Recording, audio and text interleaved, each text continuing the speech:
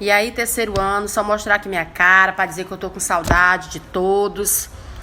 E vamos dar continuidade aí às nossas aulas. Estudem, força, estamos juntos aí, tá bom? Então vamos dar continuidade aí à nossa aula, lá no capítulo 4, página 80, a Grande Depressão, o Fascismo e o Nazismo. Acompanhei no livro de vocês. O que foi a Grande Depressão, pessoal? Na realidade, a palavra a Grande Depressão ou a crise de 1929, citado por alguns livros, a crise de 1929 e outros chamado Grande Depressão. A palavra depressão nós já sabemos, né, o que significa. Então, nessa época, essa crise atingiu gravemente, principalmente os empresários, certo? Trabalhadores, em geral, um contexto social tremendo, né? Que levou aí a depressão de muitos e muitas pessoas, certo? Suicídio era comum na época, segundo a história retrata, né? Era comum na época ver pessoas se jogando de cima de prédios, cometendo suicídio. Diz que se ouvia frequentemente o barulho de tiros, que era consequência do suicídio. Então, por isso que é chamado a Grande Depressão e o mundo pós-guerra. Nós já estudamos até presencialmente na escola a Primeira Guerra Mundial, os fatores, as consequências, certo? Então, observa bem na página de vocês, na página 81, quando diz assim: a Primeira Guerra, como vimos, teve efeitos desastrosos para a Europa.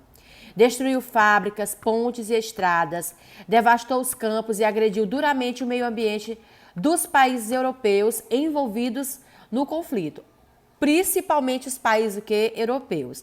No caso dos Estados Unidos, porém, a história foi o quê? Foi outra. Nós já vimos que os Estados Unidos, ele entrou aí no meio da guerra, né? Basicamente, saiu como um dos países vitoriosos, certo? Aliado dos países vitoriosos, e já tinha sua economia bacana, como se diz, e saiu melhor ainda. Então, no caso dos Estados Unidos, porém, a história foi outra. Primeiro porque seu território não foi atingido pela guerra. Segundo, porque o conflito lhe trouxe riqueza e prosperidade, vendendo armas, alimentos e matérias-primas, como nós já havíamos comentado até na aula presencialmente lá na escola. Eu vou só tirar aqui para não atrapalhar. Então, bora lá. O contexto social que entra aí, né? O contexto social que entra aí a crise de 1929, a Grande Depressão. Fim da Primeira Guerra. Estados Unidos como maior potência capitalista e industrial do mundo. A Europa estava o quê? Totalmente destruída aí. O continente europeu totalmente destruído aí com a Primeira Guerra, como nós já até falamos. Crescimento acelerado da indústria e da economia nos Estados Unidos, grande prosperidade econômica, consumo interno em massa. Já que vocês vão ver um videozinho aí de 1 minuto mostrando o consumismo nessa época nos Estados Unidos, ele cresceu de uma forma tão acelerada, certo? Dizem, por exemplo, verdade, que para cada 10 pessoas dentro de uma família, 9 delas tinham um automóvel. Só para vocês terem noção aí do quanto os Estados Unidos, né, o poder do consumismo acelerado aí. Observa bem na página de vocês, 81, que são chamados anos felizes.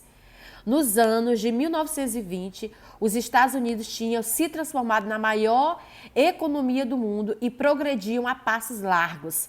A confiança nessa prosperidade, a facilidade aberta pela compra, a prestação e a força da propaganda levaram os norte-americanos a consumir cada vez mais. Principalmente os meios de comunicação de massa. Dizia que consumir era um ato de patriotismo. Por isso era importante que cada família tivesse o último modelo de máquina de lavar, fogão, toca-disco, aspirador de pó e por aí vai. Que era o chamado American Way of Life, bem no livro de vocês que está entre parênteses aí. Consumir sempre, cada vez mais, era a essência de estilo de vida norte-americano, chamado American Way of Life. Olha aí as propagandas, certo? Que era comum nos outdoor aí, certo? Nos meios de comunicação, geladeiras bem abastecidas, as mulheres fazendo propaganda aí, Coca-Cola, óculos, uma televisão, ou seja, os meios aí acelerados de consumo. Modo de vida americano, né? Como nós já até os dias de hoje. A Charge de Charlie Chaplin, as propagandas das mulheres aí, como vocês podem observar no cinema, né? Então, vamos bem aqui para o livro, página 82. Então, o que foi, como se deu início à Grande Depressão? O início da crise. Observa aí, vocês vão acompanhando aí na página 82 e eu vou aqui no slide mostrando a vocês. O início da crise, superprodução e subconsumo. Os países europeus, para protegerem suas indústrias e o mercado nacional, começaram a restringir a importação de produtos. Presta atenção. A Europa, um dos fatores, vão notando aí, um dos fatores que, por exemplo, foram vários fatores que levaram, né, à crise, mas um dos fatores principais é porque a Europa, ela começou a se reerguer. E uma das formas foi restringir a importação de produtos, principalmente dos Estados Unidos, porque as fábricas, certo, dos países europeus começaram a fabricar, restringiu a importação de produtos. Quais foram as consequências? Produtos encalhados nos Estados Unidos. Ou seja, observa se você tem uma loja. Vamos dar aqui um exemplo para vocês poderem entender. Se você tem uma loja e você compra muitas sandálias, muitos produtos e você não vende, o que vai acontecer? Produtos vão encalhar. Por isso que se tem promoção aí todo final de ano. Né? E antigamente era todo final de ano. Observa que agora, depois dessa crise que nós estamos... nessa crise que nós estamos vivendo, é promoção toda semana nessas lojas aí. Pessoal, outra coisa importante, essa crise aqui de 1929, ela tem trago à tona muitos fatores que nós estamos vivenciando hoje. Fala-se muito, por exemplo, que essa crise aqui de 1929, ela está sendo comparada à crise dos dias de hoje. Eu não sei se vocês observam, mas a mídia, ela não foca muito nessas questões. Mas nós estamos aí, o Brasil, ele está vivendo à beira de um colapso financeiro muito grande, certo? Uma recessão aí financeira muito grande, econômica na realidade. Então, os historiadores, os economistas, eles falam direto na televisão. Ontem mesmo eu estava assistindo o economista falando que essa crise, o mundo... nunca vi uma crise igual a essa até a última crise de 1929, que está sendo comparada para essa de agora. Porque ela está sendo o quê? Ela está sendo mundial, entendeu? Está sendo uma crise mundial. Depois que acabar esse auxílio emergencial que as pessoas ainda estão recebendo aí, certo?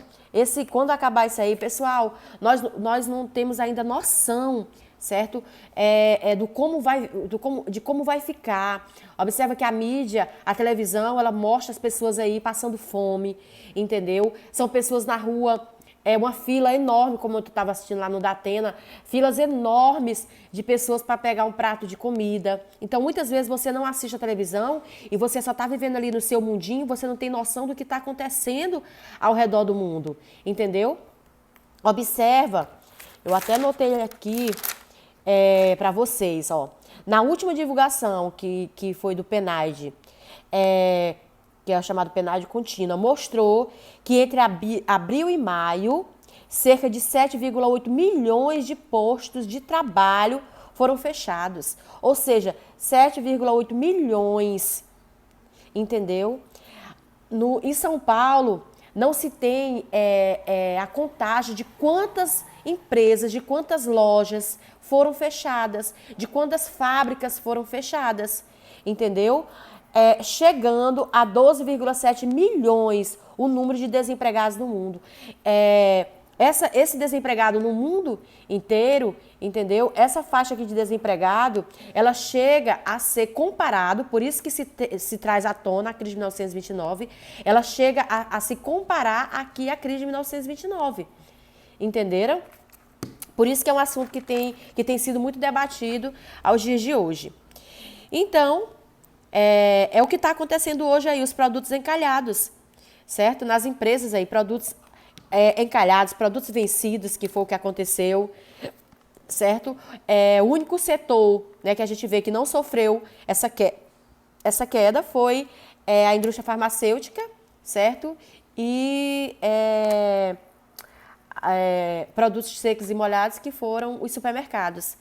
Então, vamos lá. Dando continuidade aqui para vocês entenderem o que foi a questão da Grande Depressão, o contexto histórico que surgiu aí a crise. O que foi que aconteceu? Com essas consequências dos produtos encalhados, houve uma diminuição, ou seja, desemprego, uma diminuição do consumo interno nos Estados Unidos, causas, baixos salários e demissões, certo? Ou seja, essa diminuição do consumo, né, nos Estados Unidos, muitos produtos, pouca procura, certo? A oferta, entendeu? Diminuiu. O resultado, a crise de superprodução. Muito produto e subconsumo. Pouco que consumo, certo? Então, para evitar a crise, o governo estimulou o crédito de empréstimos de forma descontrolada e sem fiscalização, certo? Era comum as pessoas chegarem nos bancos, fazerem empréstimos, entendeu? Não ter essa fiscalização de empréstimos, certo? Gerando aí a falência de muitos e muitos bancos financeiros. Observa aí nessa imagem da página 82, ela é uma imagem, certo? Que verdadeira. Não é fake news. Sentados no banco de um parque, durante o dia, um grupo de desempregados norte-americanos demonstra vergonha da sua situação, evitando a câmera fotográfica. A foto é de 1933. Então, bem no livro de vocês, o segundo parágrafo diz assim: a partir de 1927, pequenos, médios e grandes investidores passaram a aplicar suas economias ou sobras em ações, que na época muitos acreditavam ser a melhor forma de ganhar dinheiro, sem fazer esforço. O fato é que desde aquela data, os preços das ações vinham disparando. O exemplo era do General Electric, em março de 1928 e setembro de 1929. As ações dessa empresa norte-americana passaram a valer cerca de 3 vezes mais. Então, foi o que aconteceu, que é o chamado ponto-chave da Grande Depressão, que nós vamos já entender, a chamada Terça-feira Negra, que foi o crash, né, a quebra da Bolsa de Nova York. Vamos entender aqui esse ciclo vicioso da crise. Diminuição da procura, falência das empresas, desemprego e diminuição do poder de compra. Então, se há diminuição da procura, há a falência das empresas, há o desemprego e a diminuição do poder de compra. Se não tem emprego, se não tem dinheiro, não tem consumo, que é o que está acontecendo nos dias de hoje no Brasil e no mundo inteiro. Não é só no Brasil, é no mundo inteiro. Entenderam? A quebra da Bolsa de Nova York. Vamos entender o que foi, continuando aí na página 82 do livro de vocês. Observa, contagiados lá no primeiro, segundo, terceiro parágrafo. Contagiados pela febre do lucro fácil, muitos empresários especulavam aumentando artificialmente os preços das ações. Ou seja, artificialmente porque mentiam sobre a realidade do que estava acontecendo nas empresas. As empresas falindo, certo? E eles estimulando o preço das ações. Estimulando, com isso, a corrida às bolsas de valores. Depois de uma alta especular, no primeiro semestre de 1929, os preços não correspondiam mais, nem de longe à real situação das empresas. Mesmo as que se encontravam no vermelho, viram as cotações de suas ações subirem muito acima do esperado. Até que, em dado momento, percebendo que o valor de suas ações tinha subido exageradamente, milhares de investidores começaram a oferecê-las à venda.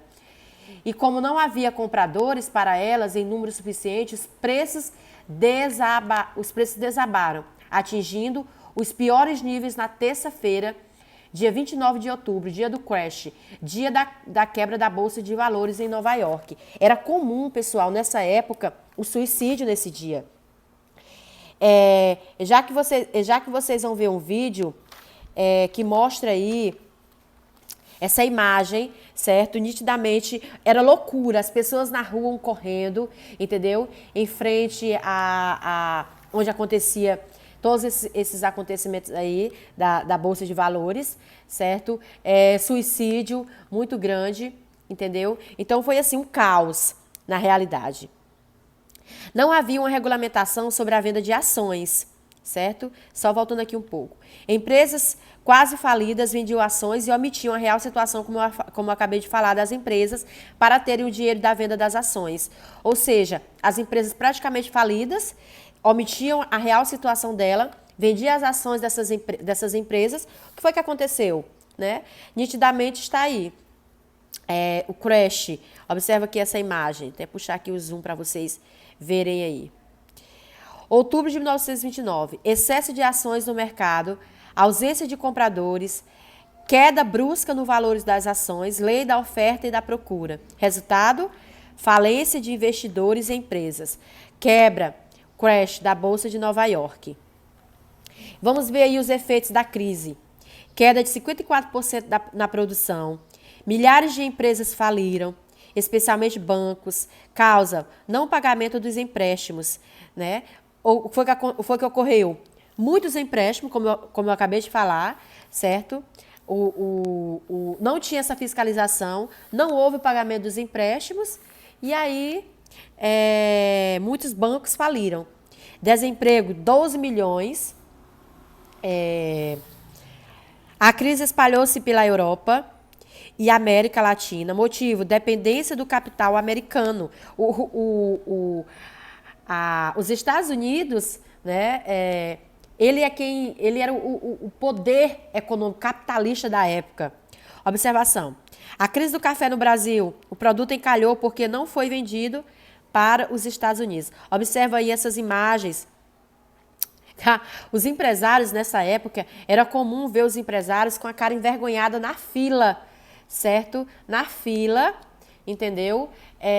Por um prato de comida, como a gente pode observar aqui, que era a sopa milagrosa, até falado então. Quero que vocês observem, dê uma ênfase nessa imagem aqui. Mostra aí. Competição de dança, pessoas desesperadas pela crise, participavam de competições de dança por comida e dinheiro. Muitos morreram de estafa. Esse tipo de competição foi proibida, certo? Acontecia, eles competiam por um prato de comida ou dinheiro. Observação. A crise, que eu quero que vocês prestem atenção, que cai muito em provas de vestibular. A crise só não foi sentida pela União Soviética de 1922, onde se implementava o modelo socialista, que nós até estudamos lá, que foi a saída dos Estados da Rússia, a União das Repúblicas Socialistas Soviéticas, onde se implementava o modelo socialista de economia planificada, ou seja, totalmente planejada pelo Estado. Cooperativas nacionais, pequenas e médias empresas privadas eram permitidas. Camponeses podiam vender seus produtos nas feiras livres, desde que seguisse o padrão estabelecido pelo governo. Presta atenção, já as indústrias de base, energia, minério, etc., as grandes indústrias farmacêuticas, eletroeletrônicos, o sistema financeiro, bancos, transporte, comunicação, era o quê? Controlados diretamente pelo Estado. Então, essa crise, ela não foi sentida pela União Soviética. A produção era criada para abastecer o próprio país, certo? Esse aqui é um trecho, né, do filme Tempos Modernos. Agora vamos ver aqui um vídeo rapidinho para vocês verem essas imagens aí que mostra da Grande Depressão, a crise de 1929. Observem aí.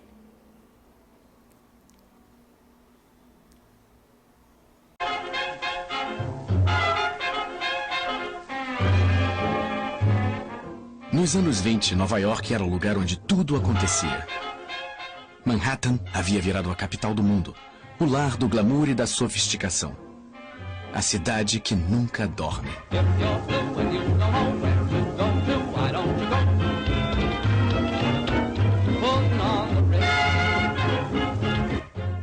Lá, jovens dançavam jazz e pessoas se tornavam milionárias da noite para o dia. Come with me and we'll attend their jubilee and see them spend their last bit putting on the Ritz. Foi a festa mais duradoura dos tempos modernos. Putting on the Ritz. Sem aviso, a bolha estourou. A festa acabou. Um terremoto financeiro abalou Wall Street. A história viria a chamá-lo de o Grande Crash. E ele traumatizou a nação americana. Milhares de empresas quebraram. Milhões de pessoas perderam seus empregos. Homens orgulhosos encaravam a humilhação do auxílio à pobreza e da sopa comunitária. Famílias que perderam suas posses foram viver em favelas, a um passo dos símbolos de riqueza. Como os Estados Unidos cresceram e caíram tão rapidamente? Como a locomotiva do mundo ocidental se pôs de joelhos em 1929.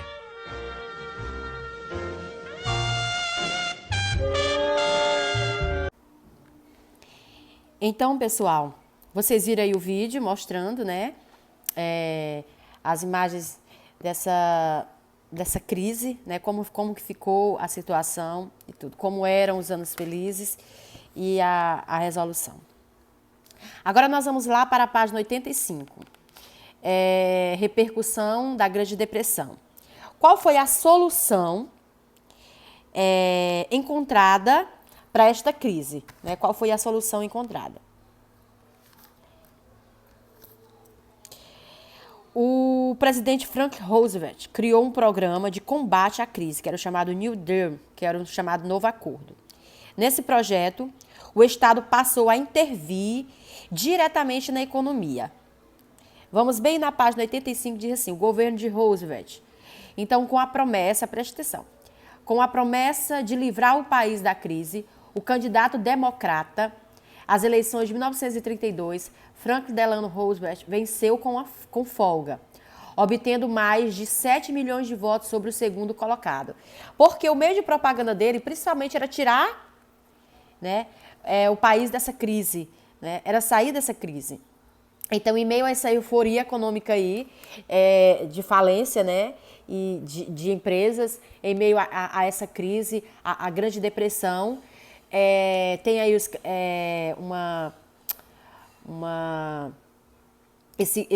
esse candidato que os meios de propaganda dele, principalmente, era tirar o país da crise, certo? Sua equipe econômica aderiu às ideias do economista britânico John Maynard Keynes, que se opunha ao liberalismo econômico. Ou seja, não tinha a solução para sair da crise, certo? Era o Estado intervir diretamente na economia, certo? Encaminhando aí, que nós vamos estudar, encaminhando aí o chamado fascismo, nazismo, certo? Que era principalmente, que nós vamos entender daqui a pouco, certo? O fascismo e o nazismo, que vai ser... Eu vou encerrar essa aula aqui, depois vou dar continuidade à outra, para não ficar o vídeo muito extenso. O fascismo e o nazismo, eles surgiram principalmente dentro desse contexto histórico da crise econômica, que foi principalmente a intervenção do Estado dentro da economia. Então, observe aí no livro de vocês, segundo parágrafo aí, que tem o subtítulo Governo de Roosevelt. Então, esse cara aqui, esse britânico economista, John Maynard Keynes, ele se opunha diretamente ao liberalismo econômico e defendia a intervenção do Estado na economia, por meio de investimentos públicos. Então, depois vocês vão fazer a leitura aí, foi criado o plano, então nesse contexto, né, Roosevelt ganhou e foi aplicado esse plano aqui, que foi chamado New Deal. No poder, Roosevelt lançou esse plano, que é o chamado Novo Acordo. um audacioso plano econômico, né, que tinha todas essas privações aí, que previa investimento de 4 bilhões de dólares em obras públicas, limitação na produção das indústrias, diminuição da jornada de trabalho, certo? Quais foram as medidas do New Deal? Agricultura, limite fixo da produção, incentivos para a exportação.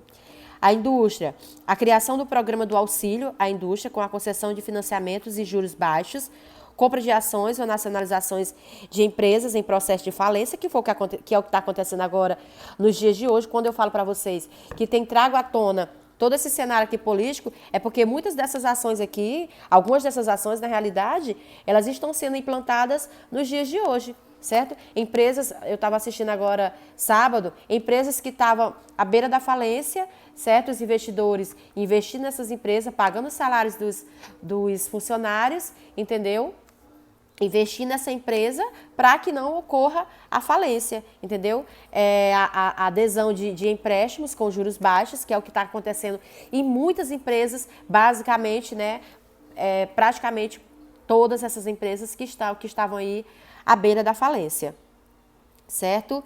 Emprego, redução da jornada de trabalho, criação do salário mínimo, programa de obras públicas para gerar emprego, os impostos, aumento dos impostos para as camadas mais ricas dos Estados Unidos com o objetivo de utilizar a verba nos projetos para diminuir a crise econômica, financeira e social. Então, o New Deal, ele diminuiu o desemprego, desculpa aí pela gripe, não é Covid, é gripe. Roosevelt se reelegeu em 1936, a 1940 e 1944. Então, durante esses mandatos, a política intervencionista aumentou, com a política de welfare state, que era a política do bem-estar social. Essa palavra aí, prosperidade, certo? Então, o welfare state, que era o programa de combate aos problemas sociais gerados pela crise, né? Então, houve a legislação da Seguridade Social, pensão para idosos e auxílio aos necessitados, que é o que está acontecendo hoje, né? Que o programa aí é para manter esse auxílio emergencial. Claro que não é com o valor que está sendo pago, 600, né? E para as mães de família, R$ 1.200. Tem um projeto aí para continuar esse auxílio emergencial, mas, se não me engano, com o valor de R$ 200. Pessoal, porque eu não sei quem está assistindo de vocês, passa aí direto, entendeu? Famílias que estão vivendo basicamente do auxílio emergencial. Se não fosse o auxílio, entendeu? A fome é grande, porque é ruim. Não existe coisa pior do que a fome, certo? Então, o objetivo era conter o avanço das ideias socialistas. Por quê? Que já entra o contexto do fascismo e do nazismo, certo? Principalmente esses projetos aqui era conter o avanço, certo, das ideias socialistas. Porque os países socialistas, eles não foram atingidos por essa crise. Então, o socialismo ele vinha crescendo demais. E países capitalistas aí como os Estados Unidos. Então, nós vamos ver aí que a Segunda Guerra Mundial, que entra no contexto do fascismo e o nazismo, que foi Alemanha e Estados Unidos, nesse contexto social da Segunda Guerra. Então, o objetivo maior de todos esses programas aqui criados era conter os avanços das ideias socialistas junto aos trabalhadores que faziam reivindicações, certo? Aí tinha a política de boa vizinhança dos Estados Unidos, que era o programa de incentivo ao intercâmbio cultural criado pelos Estados Unidos, que buscava estimular o bom relacionamento com os países da América Latina, certo? E assim garantir a sua influência política e econômica sobre os países latinos, além de impedir o avanço das ideias socialistas, certo? Como vocês podem aí ver, ex-Zé Carioca e Panchito, Carmen Miranda, que eram os meios de propaganda aí da boa vizinhança, certo? Então, a nossa aula encerra aqui e nós vamos dar continuidade à próxima aula falando sobre o fascismo e o nazismo, que eu quero que vocês entendam esse contexto muito bem, por isso que eu vou dividir em 2 aulas. Um beijo, um abraço e boas aulas!